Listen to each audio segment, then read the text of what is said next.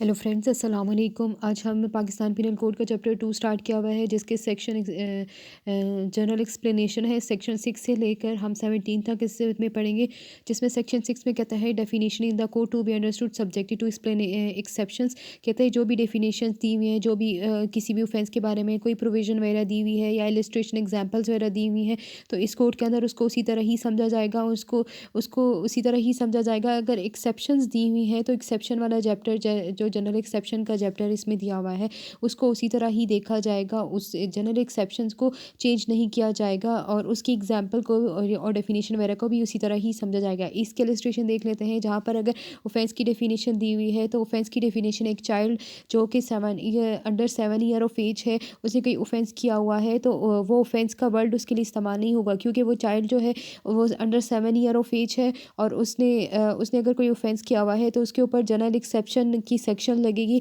जिसमें वो ये कहता है कि किसी कोई बच्चा है जो कि अंडर 7 ईयर ऑफ एज है, उसने अगर कोई ऑफेंस किया है, तो वो ऑफेंस के ज़ुमरे में नहीं आएगा। फिर नेक्स्ट सेक्शन देख लेते हैं, सेक्शन 7 सेंस ऑफ एक्सप्रेशंस वाले एक्सप्लेन। कहता है जो भी एक्सप्रेशन वगैरह इस कोड के अंदर दिए हुए हैं, उसको उसी तरह ही देखा जाएगा, उस पार्ट को और उसके एक्सप्लेनेशन को उसके खिलाफ इख्तलाफ नहीं किया जाएगा, ठीक है, ना ही उसका मतलब बदला जाएगा।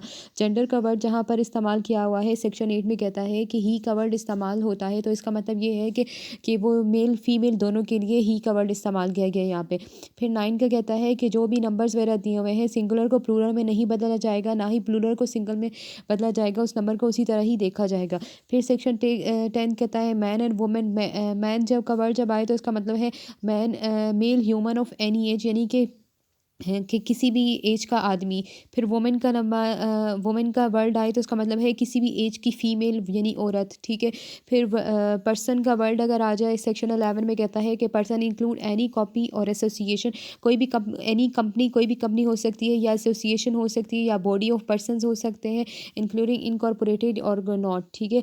फिर सेक्शन 11 कहता है पर्सन का वर्ड जहाँ पर आ जाए, ये वही बात हो गई है सेक्शन 11, ठीक है। सेक्शन 12 पे आ जाते हैं पब्लिक का कहता है कि किसी भी तबके या फ़िरका, यानी कोई भी क्लास ऑफ एनी से पब्लिक और कम्युनिटी, ठीक है, कोई भी तबका हो सकता है, उसको पब्लिक का नाम दिया हुआ है।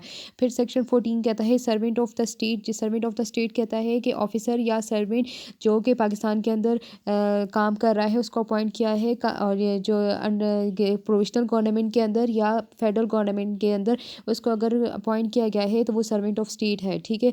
फिर गवर्नमेंट का वर्ड अगर जहाँ पर आए, सेक्शन 11 में कहता है कि कोई भी पर्सन जिसको लॉ ने अथोराइज़ किया है कि वो एडमिनिस्ट्रेटिव एग्जीक्यूटिव पावर्स दी हुई है गवर्नमेंट ऑफ पाकिस्तान की, और in any part thereof, या पाकिस्तान के किसी भी पार्ट के अंदर, तो वो गवर्नमेंट के अंदर ही आएगा वो पर्सन।